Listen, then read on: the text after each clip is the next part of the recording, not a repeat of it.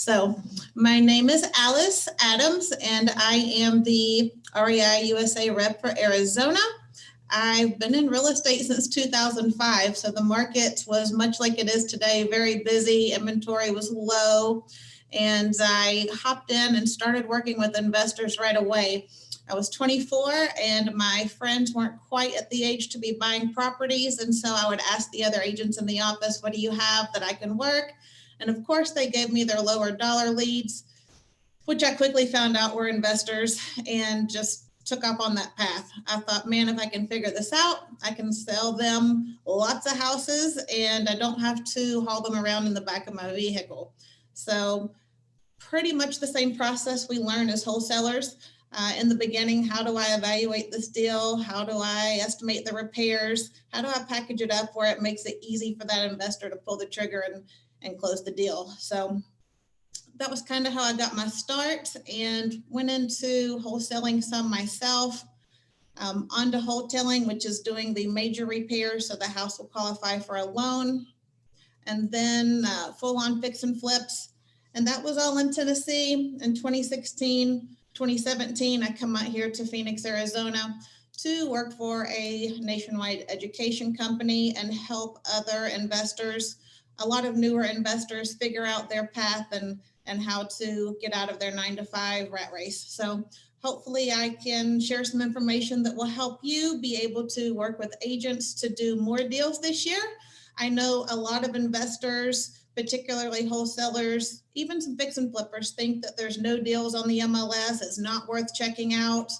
Realtors can be a pain to work with. I can say that. I do have my real estate license here. So let's hop in and talk a little bit about how to leverage realtors for more deals in 2021. So let's back way up and away from real estate just for a second and talk about relationships. Any relationship, whether it's a friend or a real estate agent or business partner, is not very fun when the other person is take, because it wears you out, drains your energy, and eventually you stop wanting to go around that person.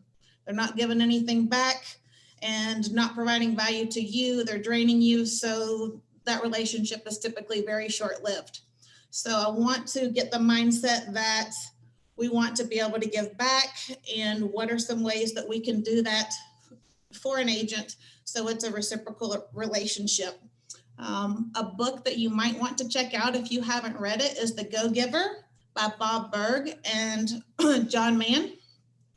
And it's all about the law of reciprocity. And it says when somebody does something for you, you have a deep-rooted psychological need to return that favor or do something nice in return. So do you guys agree with that? Yeah, absolutely. How many of you are currently working with agents or have agents that help you locate deals? Anybody out there working with agents? All right.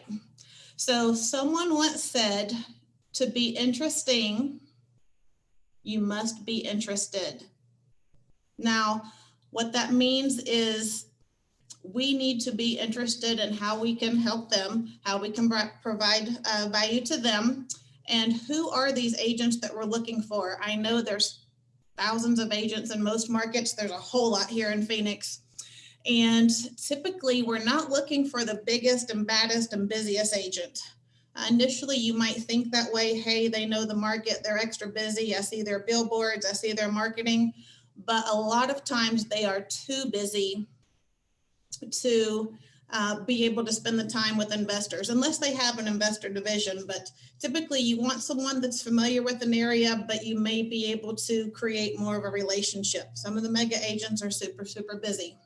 I'm even okay with new agents. If they don't have business, they can spend some time looking for deals for you and bringing properties to you. So I like new or medium busy, but not super busy. And there's so many agents, and obviously all personality types don't get together. Some people will just rub you wrong, or it might just not be a good fit. And if it's not a good fit, get somebody else, because I like to work with people that I know, like, and trust, and sometimes it's just not a fit for everybody. And if our personalities clash, then it does, and we just move on to the next. No biggie. All right. So, how can we start a conversation with an agent? Like, where do we even begin?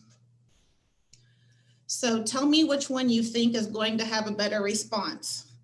If you call an agent and say, hey, this is Alice. I was calling to see if you have any investment properties or properties that might need some work. I'm an investor.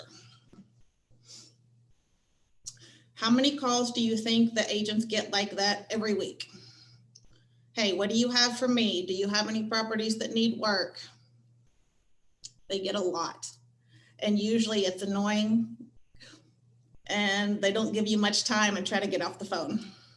That's the truth, because they've probably got 20 other people calling them, if not more, asking for rundown properties. But if I call and say, hey, this is Alice, I see you have a listing at 123 Main Street, and I know the market is booming and I'm sure you're super busy, but this is an area that we work, and I was calling to see if you have the ability to take on any new listings.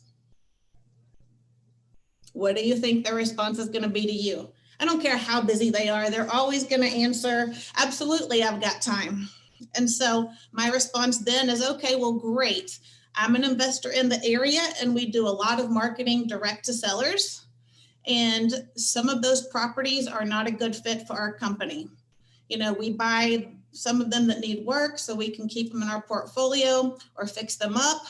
But there's so many leads that call us and we can't quite get the deal there, or the property's too nice. So I'm looking for somebody that I can refer those leads to. Do you think you would have time for that? Their answer is always yes, almost always. So if they say no, I'd be super surprised. When that happens and you get the yes, then you're able to say, great. Can we grab a cup of coffee? Can I stop by your office? I know you're busy. I'll respect your time. Do you have 30 minutes we can chat and get to know each other? That way your foot's in the door. You can meet them, talk a little bit, ask more about their business, but you're not taking up so much time in that initial phone call. Do you think that would work in your market? All right, so grabbing coffee, meeting at their office. Do be aware of your appointment time. I like to tell them up front, I've scheduled us 30 minutes to meet. That way they have an expectation. Because for myself, as an agent, I get nervous when somebody's coming to meet me that they're going to take too much time. So I try to set that expectation up front. Same thing with seller appointments. Let somebody know what the plan is and try to stick to it, so they're not intimidated or not want to spend time in the future with you. When you meet for coffee or in their office, compliment them. Everybody likes a compliment. It makes you feel good. It makes you like the other person, right? Ask them about their business. You talk to them like you talk to a friend. Hey, what areas, do you specialize in? How long have you been in real estate? You can be yourself. Don't have to be super, super over the top professional. People like to work with people, not robots. So have that conversation, smile, laugh. And if it doesn't go well, or you botch it, or feel like, I really didn't do a good job at that appointment, guess what? There's probably 5,000 more realtors in your market, and just take it as practice, give yourself some experience points, and on to the next one, right? It's a numbers game. And even for myself, because we work 2 virtual markets as well. So we're working and giving leads to agents there in Alabama and Ohio. We've got more than one. We know this agent works the north part of town, this one works west, and we try to shift those leads around where we're getting more people to bring us their deals, and we're referring out the retail leads to more agents. So it's not just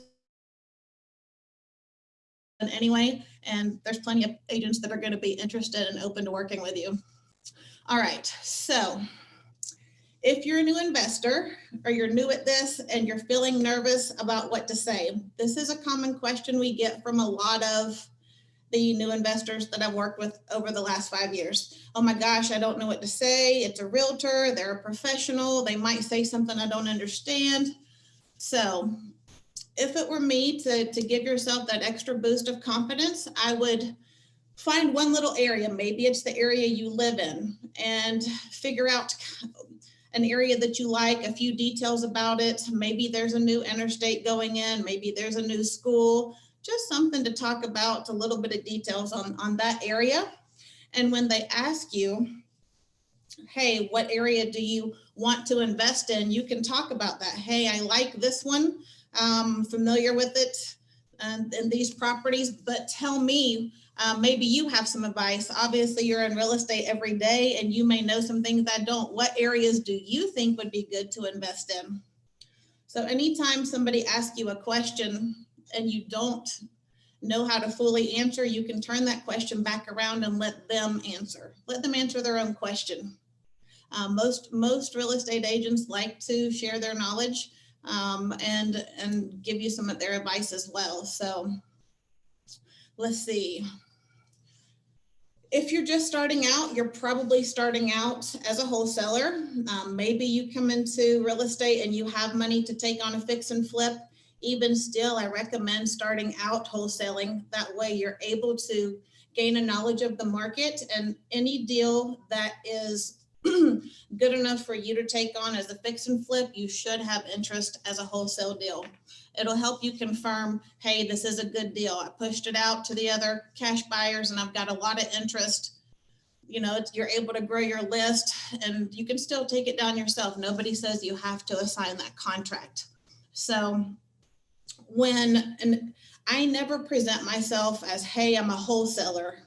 I'm a wholesaler in Birmingham or Arizona or Phoenix. I always present myself as an investor. I don't lie about it. If they ask me straight up, are you a wholesaler? I do tell them, hey, we look to monetize all of our leads in one way or another. Sometimes that is wholesaling, or we keep it as a rental property. And, you know, the reason that we're here is sometimes we monetize that lead by referring it to an agent if it's more of a retail deal. We look for a marketing fee to be paid so we can reinvest it in more leads and send you more listing potential deals. So I don't approach them and don't recommend saying, yep, I'm a wholesaler, because it scares the agent. In their mind, they're saying, what if she can't perform? What if Alice can't find an end buyer? Then I did all this work and wrote this paperwork up, and we waited this 30 days and now she's not going to perform. So I don't recommend approaching like that necessarily, but don't lie about it. So just tell the truth and figure out what you're going to say when that question comes up before it arises. Do you agree with that? How many of you are wholesalers or have wholesaled a property in the past? Yeah. All right.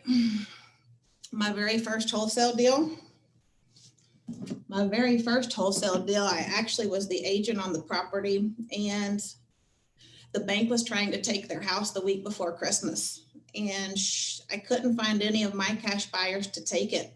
They were saying it's too rough of an area. The house is in too rough a condition. We don't like it. And the bank she called the bank and said, what can I do? I don't want to move out the week before Christmas. You know, my family lives here. I have kids. And the bank told her, send us an offer. I don't care where you get the offer from. We have to have a purchase agreement in order to extend this foreclosure. And so she called me and said, you just have to get me an offer. And I said, I can't. Nobody wants it. It just needs a little bit too much work. And it's, you know, not quite the area that my investors are in. And she said, well, can't you just write an offer? And I was like, I guess that I can. You know, she's crying and not wanting to move out before Christmas. And so I was like, well, I'll write it up. I'm not going to promise you I can even close on it. I don't know what to do with your property. And I ended up writing her the offer. We sent it to the bank. The bank postponed her foreclosure. And then I was able to market that contract and luckily find a buyer and cleared about $7,000. It didn't make me rich, but it made me feel good that I provided a solution for her to stay there during the holidays, and also was able to wholesale that property off or that contract off to an end buyer. So that was the very first wholesale. It was one of those things when you're forced to do it, you just do it. The part of me that didn't want them to be pushed out before Christmas was like, you got to figure out how to do this, Alice. So that was my very first wholesale experience. It was probably in 2007-ish. So, all right. So let's go back to this realtor conversation. We talked about being worried that you will not know how to hold the conversation with the agent if you're new. I would make a little list of questions that you might want to ask the agent, because the person asking the questions is the one controlling the conversation. So if you're worried about that, make a few questions ahead of time so you've got that there for you. I am introverted other than real estate, so I don't mind to talk about real estate, but I am the type person that in the beginning would have had to take that list of questions too. I'm not super comfortable talking to strangers and people I don't. It's all good, not worried about it, but don't be too worried about it.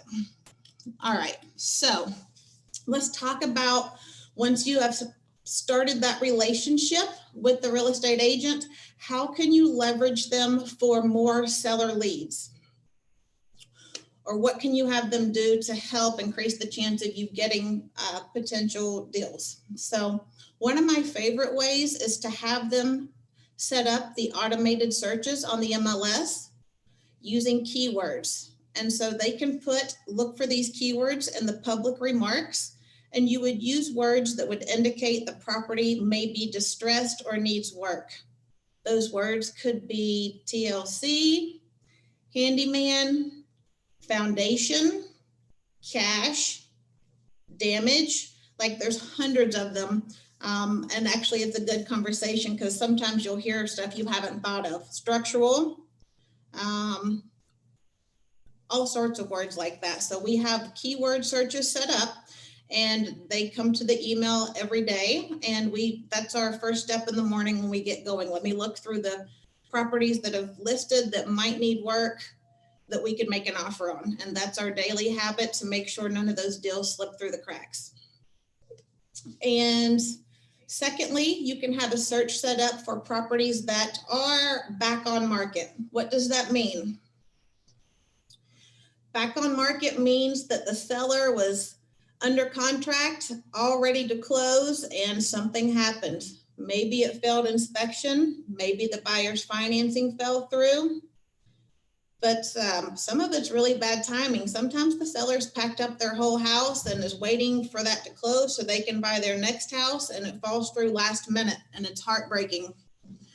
So sometimes they are willing to sell for a discount for the convenience of being able to go ahead and close and not have to find a new retail buyer and go back through inspections, back through appraisal, and back through that long process. They would just rather, you know what, I'll sell it at a discount. Can you pay cash and close quick?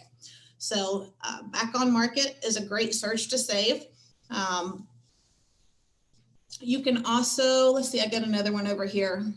Oh, properties that have high days on market. I know we don't see that a lot right now. The market, everything's selling, even if it's not rehabbed, and sometimes it's still getting retail. But if you have your agent say to you a search for properties that are on market 60 days or more, there's likely something that needs work in that property, or it's overpriced. So if it's 60 days plus and it's a mansion and it's super pretty and doesn't need anything, I probably don't bother with trying to call and figure out how to make that deal happen. But if the days on market are high and I see a reason or a way that we can add value to the property to increase the value, we do call and work on those as well.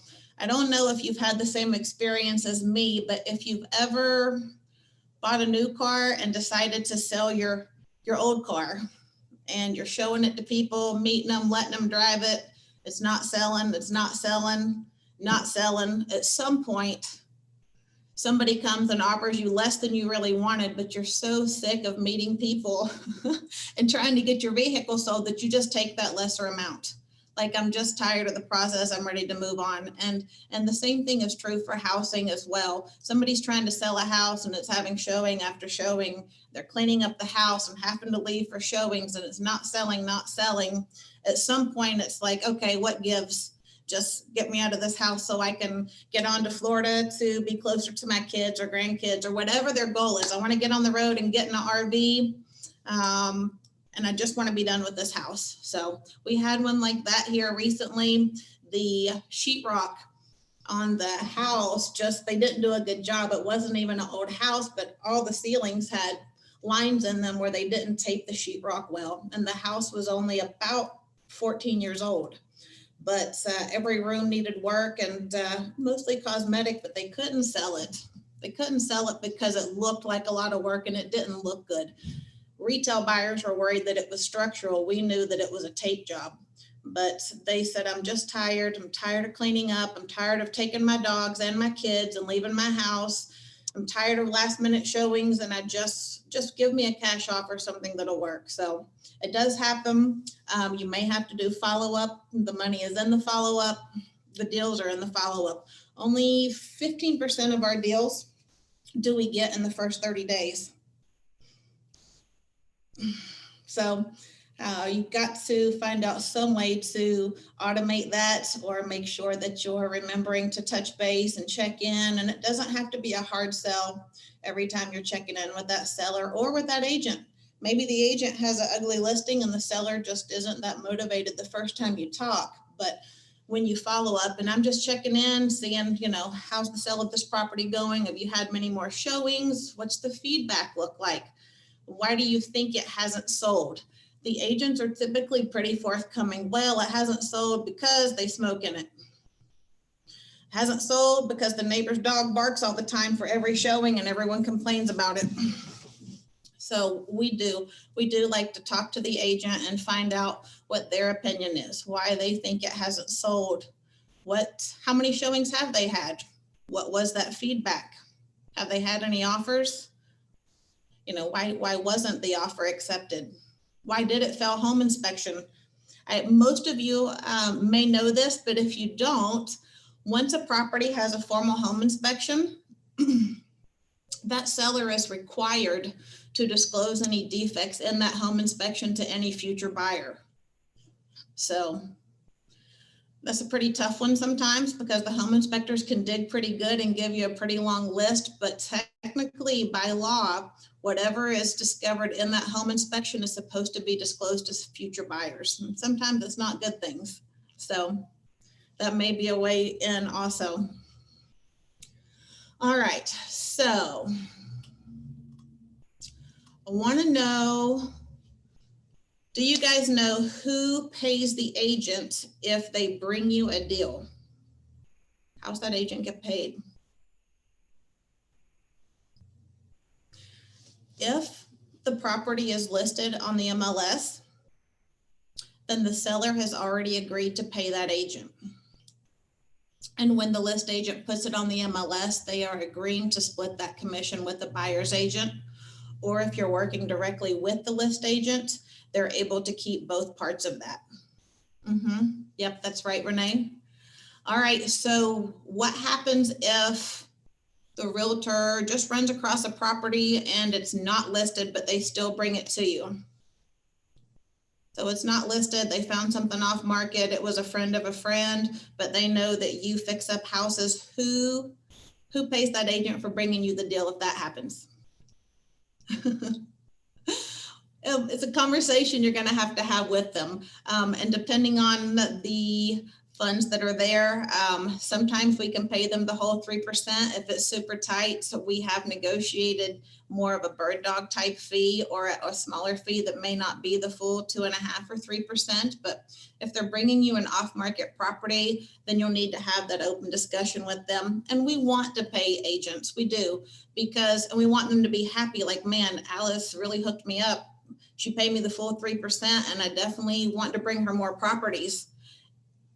Yeah, whatever you negotiate. But if you try to say, I'll give you $500, and they're knowing, hey, I brought you a good deal and you tried to short me, they're probably not going to bring you the deal the next time around. they're probably going to take it to somebody else. So I try to be fair. When we have room to pay a full commission, we do. If not, we show the numbers and, hey, there's not quite enough room to do that, especially if you're in a market that's got expensive homes. So, you know, a $300,000 house, that's $9,000. Sometimes there's not quite that much, but open communication always. All right, so that is leveraging for seller leads. What do you think about leveraging agents for buyers? Has anybody thought about that? Do you use agents to help you find buyers for your properties? We do. We do. One of our favorite ways when we put a property under contract and we're not going to take it down ourselves, it's going to be a wholesale type situation. We will go and look either on the MLS, and if you don't have MLS access, you can do it on Zillow. We will go on there and see which agents have rehabbed properties for sale that are renovated. Usually the description has that word renovated or remodeled in it. We will call and either work with that agent or use the tax assessor's office and talk directly to the seller if you want to. Sometimes it's a lot of work. It's just easier to go through the agent and pay a little fee for her to connect you or him to connect you. But we will say, we saw you did a rehab up the street, and that means they're familiar with the neighborhood and more than likely would be interested in your deal as well. So searching for other properties that have been renovated in the area or closed listings that have closed in the last 12 months will give you a list of potential cash buyers or investors that would be interested in your wholesale property. Another one that we really like property managers. I personally only manage my own rental properties, but any property management company is going to know lots of landlords, and we kind of work with them both ways. Sometimes their landlords are wanting to get rid of some of their inventory. Maybe they're getting out of the landlording business. They just want to truly retire and they're done and they've got properties to potentially sell. Or if we've got a property that makes a good rental, doesn't need a ton of work, those property managers love to take a look at those and send them out to their landlords. Because when they can bring on another property, they typically can collect part of that first month's rent and then add to their portfolio of what they're managing every month. So we do like property managers, and they have lots of connections, lots of landlords, whether it's for buying or selling. All right. Let's see. So are we so far so good? Everybody feeling good? All right. So how do we stay top of mind? How are we going to be the person that the agent thinks about when they get a property that, would be something we're interested in?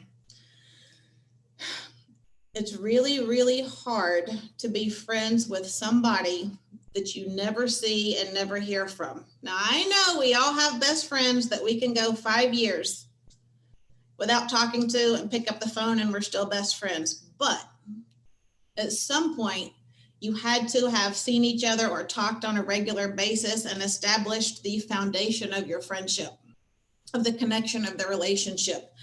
So it's going to be difficult if you do all the work to make that initial call to the agent, get coffee, and then you never touch base again because they're going to forget about you.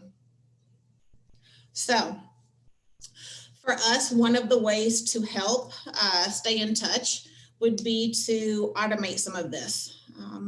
I don't know what marketing you typically do to sellers. We do things such as automated text, voicemail drops, even sending postcards. I like sending them on the off holidays when they're not getting other stuff, But these are things you can set up to be automated. Drop a voicemail once a week to those agents. Hey, just checking in. I hope you had a good weekend. Let me know if I can do anything for you. And if you come across any properties that we might be interested in, we're definitely still buying. Just anything to be there. It doesn't have to be anything big or anything super important, but it's just touch and base. Just touch and base. Hope you had a good Christmas. ready for the new year, Happy New Year, whatever it is. So you can grab cards at the dollar store. You can automate your text within your texting platform or voicemail drop.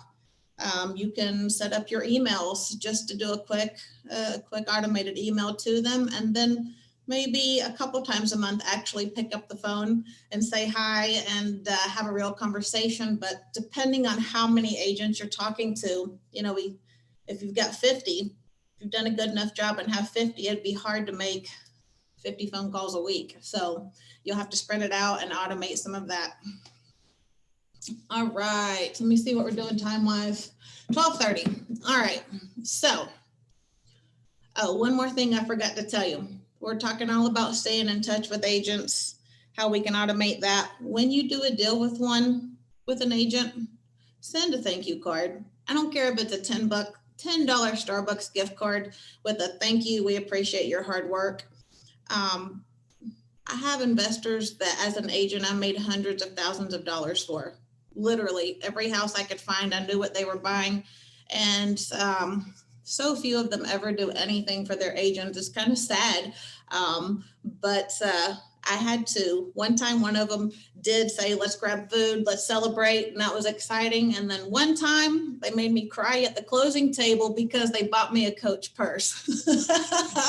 So it just touched my heart that they cared that much to buy a gift like that. Not that they didn't make plenty of money to afford it, but it did. I burst into tears because I realized, okay, that person actually is showing their appreciation. So if your agent makes you $20,000, $50,000, $60,000 on a deal, you can spend a little bit and show your appreciation. It definitely won't go unnoticed. And you'll probably be the person to get every deal from them in the future. All right, I got a bonus tip. How many of you have MLS access already? Let me know you have MLS access, and how many of you are not licensed agents and would like MLS access? If you're not licensed, is it possible to get MLS access?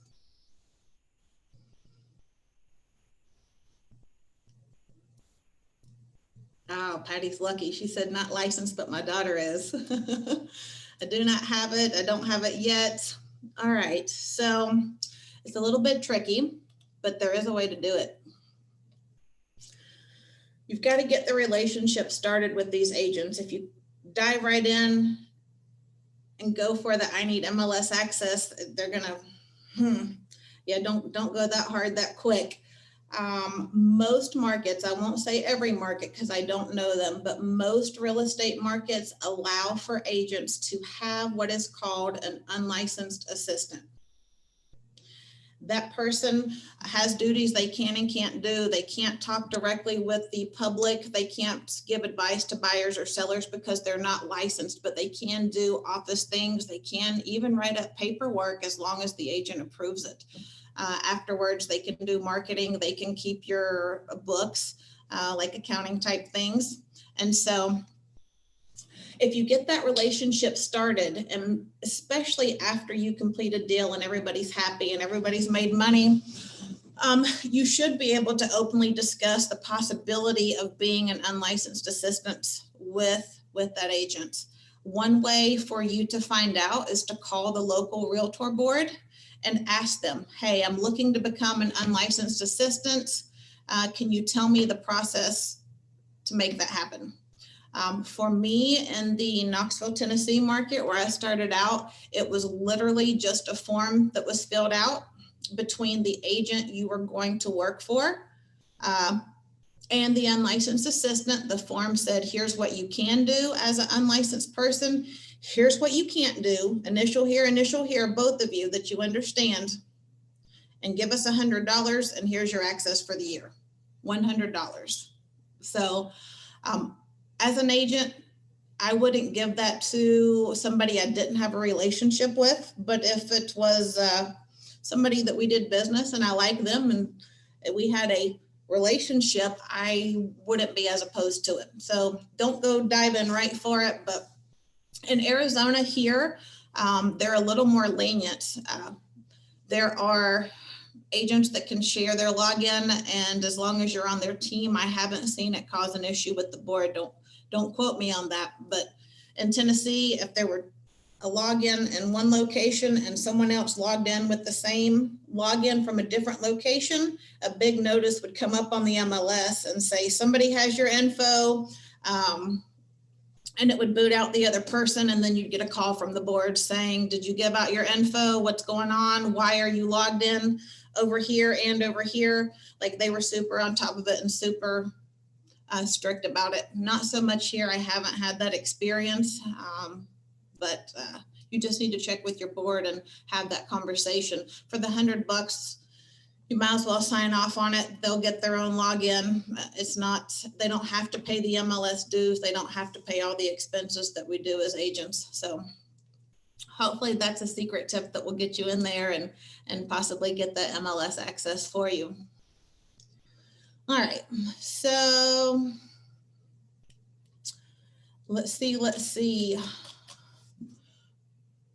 I talked a little bit fast. It's 12:30, and we've got a few more minutes. Stacy, do you want to answer some questions, and maybe I can go into depth on some of those? I know some came in, and if not, I can hop on Zillow and talk about it, being able to comp properties or find agents in that way without MLS access. We can do either one. We do have some questions. Okay. So let's answer some questions first. Perfect. One person said, please explain how you work with agents to obtain buyers for your investment properties.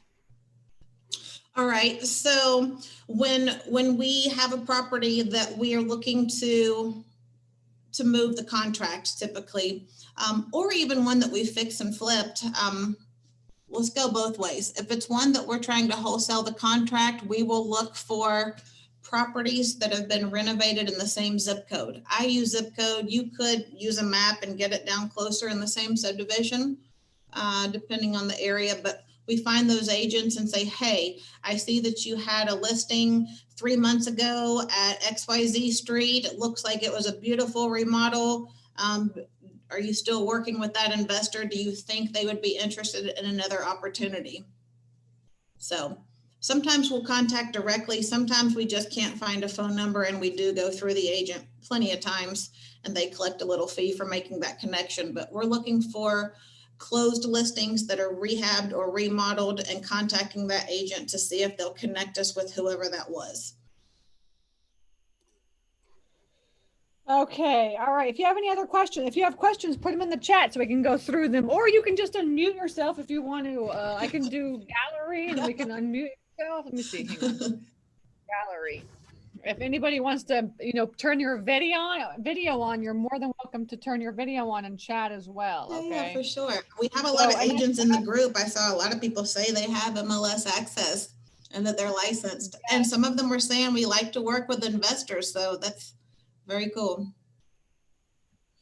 Yes, and just so everybody knows, so Alice is leading the Arizona group. So you guys can, she's meeting almost every week. So you guys can hop on anytime with her on a call and and just ask her all kinds of questions. So she's she's been doing this forever. So, but yeah, let's put some questions, either unmute yourself or ask to turn your video on, and we can unmute you, or put it in the chat, so that we can ask some questions. Any specific questions about finding realtors, working with realtors, something like this? Because I think this is a great topic to discuss.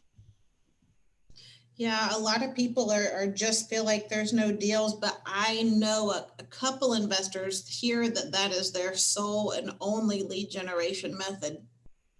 There's lots of ways to generate leads for deals. And in my opinion, if you pick one and stay at it and work at it and improve the process up until you see success with it, before you try to take on 3 more different ways to generate leads. You have to figure out how to get good at one and get the processes and automation down before you try to add a bunch of other, sources of leads. Mm-hmm. Yeah. I mean, when I was rehabbing, my realtor found most of my leads. He made a lot of money off me. I saw him, after maybe a year or 2 working together, he pulled up at one of my houses. He pulled up in this brand new truck. I was like, oh, that's a good looking truck there. Huh? Where'd you get the money to buy that thing? Yeah, absolutely. Realtors, the investor friendly ones can be super helpful. They also know who some of the good contractors are, who to avoid. So I like having relationships with agents, even ones that flip themselves. Most people can't do every property. So you might say, ooh, I don't want to work with that agent. They're a flipper too, and they're just going to take all the good deals. More than likely, they're going to have the knowledge to help you find a deal, and they don't have the funds to take all the good deals themselves anyway. Would you agree with that, Stacy? Yeah. Yeah. And see, and that's it. I have the same realtor. I've used him for 10 years. I consider him part of my team. And he works with investors. So Yep. he understands kind of, that's another thing too that I'd like, you get to point out is like a lot of realtors, when they work with investors, they truly understand what we're doing. And a lot of times I see some realtors, they just quite don't get it. Yeah. We have a couple of questions here. Christy says, what can a real estate investor do to help their agents get their offers accepted? That's a good question. Sure. So obviously we're in a super busy market. There's multiple offers on a lot of properties. For us, we try to keep either no inspection period or a really short one. I have to walk through the property. I know some people buy sight unseen with no inspection. I am not comfortable with that. So I either have to go ahead of time, or if we have to put one in the offer, it's very, very short. We also, when it's direct to seller, you can offer things that will give you an advantage, such as take what you want, we will clean out the house for you. You just take what you want, we'll take care of the rest, particularly in probate situations or situations where maybe they're moving to assisted living and the family's like, man, we really don't want to spend 2 days loading up this stuff just to take it to the dump. So we like to provide value by anything we can do. Can we help them? Can we connect them with our property manager that we've been meeting with and grabbing coffee with? And can we let them work with our property manager to find a new place to rent? We're providing value to both people then, right? The property manager as well as the seller who needs a new place. So anywhere we can find to add something that somebody else may not have thought about. And it doesn't cost you much. A clean out for us is $1,000 usually, unless it's super hoarder crazy. We just got to get a dumpster and pay some day labor, to clean it out. But it may mean that we get the deal because in their mind, it's a couple $1,000 job. I love it. I love it. Good advice. Okay. Somebody says it's been said that Zillow is not a good site to do comps. What do you think about that? Yes, I love this question because we get it a lot. The truth is that Zillow uses county records to report their sold information. If you're in a non-disclosure state, it's a little bit more tricky, but still possible. Non-disclosure states, you cannot typically see the sold price on Zillow. Now, when we teach people how to use Zillow for comps, we are not using the Zestimates. The Zestimates can be off, and they can end up really off if like the hedge funds come in and buy a package of 20 houses for $5 million or whatever it is. And the Zillow algorithm puts in a bunch of $5 million sales, and all of a sudden their estimate for this property, because it didn't recognize that, is really high.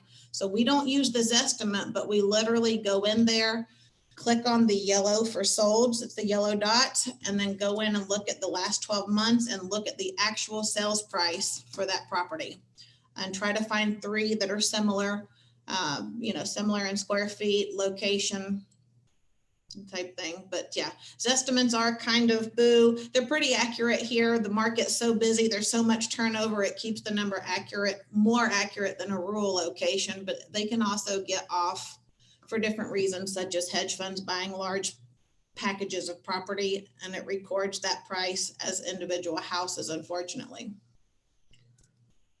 Yeah, somebody was asking, how do you get the sold prices for Texas? In Zillow, you go in and there's like these different filters. And you just click. I think it automatically is on like for sale, maybe. I don't think it does go to sold. So you're gonna have to open that filter up and take off the for sale parameter and then put on the sold parameter.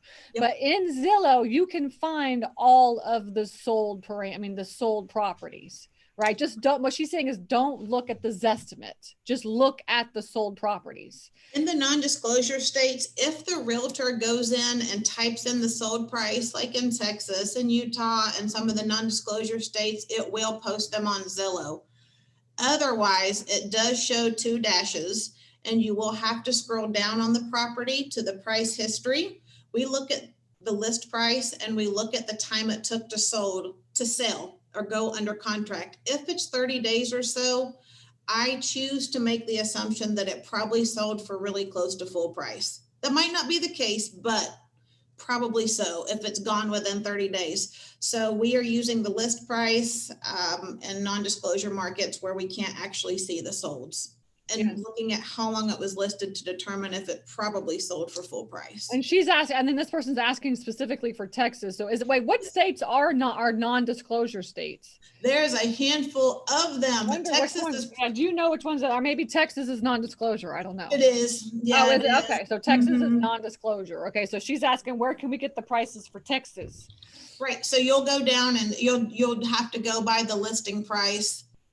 If you don't have MLS access, you're going to have to look at the list price and assume if it sold within a normal or a short period that it was close to list price. Okay. So I'm assuming in Texas, it's probably close to list price. There are 12 states. That's like the fastest growing place in the country right now. It is. Well, I don't know if they're ahead of Phoenix, but maybe so. Yeah, Phoenix. I think it's like, it's like Boise, Phoenix, and like all the cities in Texas are like growing so fast right now. There's 12 non-disclosure states. I just sent them out to everyone in the chats. It's Alaska, Idaho, Kansas, Louisiana, Mississippi, Missouri, and some parts, Montana, New Mexico, North Dakota, Texas, Utah, and Wyoming. So in Georgia, we have a public MLS. So some states might have this as well too. So for us, we go to like georgiamls.com and it's like the public part of the MLS, and you can do searches right in that as well too. You can do like solds as well right in that. So maybe your state might have that. I'm not 100% sure. So I would search like maybe Arizona MLS or like Ohio MLS and see if they have some sort of public website. Yeah, that's a good idea too. Okay, some people say, are foreclosures worth targeting right now? I think that they are. I think we'll see more and more of that when the market neutralizes. There's not a ton of foreclosures right now available in a lot of markets. There's not here. There's very few. But typically with foreclosures, if you're going to wholesale them, you're going to have to double close, meaning you're going to have the cash and physically pay for it.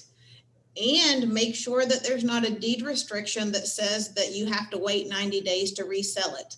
All of that's negotiable. And if they try to put a deed restriction on the purchase, we just write in that they're going to remove that deed restriction.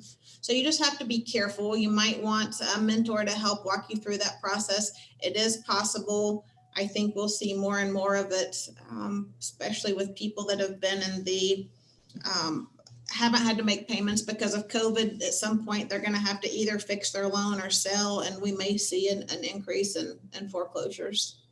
And just to remind you guys that Alice is available every Saturday morning. And she's like from like 9 to 10 your time, right? Yeah, I think so. Every Saturday morning, you could hop on to her session and you could just like this, talk to her just like this. So that is part of the REI USA membership. All right.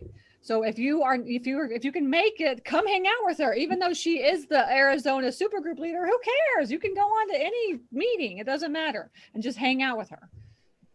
Okay. So that's why you have her there available for you every Saturday. Okay. Yeah, I'm excited to get. Oops, I just muted you. Hang on. I just muted you. I think I just muted you. That's okay. Can you hear me? I clicked the wrong button. Sorry. That's all Whatever right. you just said. No, I'm excited to meet some of you guys, and I consider myself a networker and a connector, and I have buyers in almost every city and state that you could think of, and I am used to comping. I've comped houses in all 50 states. Like, yes, I'm here in Arizona. I know this market well, but don't be worried if you are somewhere else, because I probably can help you out there too, and give you some connections as well. So. Mm-hmm. Christy says, can you talk more about removing the deed restriction in the contract? Hey, Christy. Yeah, when you write an offer on a foreclosure, they typically send you like a 30-page amendment that overrides everything in your initial purchase contract, which stinks because you have to read it word for word to see what it says. The banks, when you buy a foreclosure, have their own paperwork, and it says right on it, anything that conflicts with your initial offer, this paperwork overrides it. And that deed restriction will sometimes be in there saying you cannot sell this property for 90 days after closing. If they put that in there, we literally counter and say, you must remove this deed restriction or we're not interested.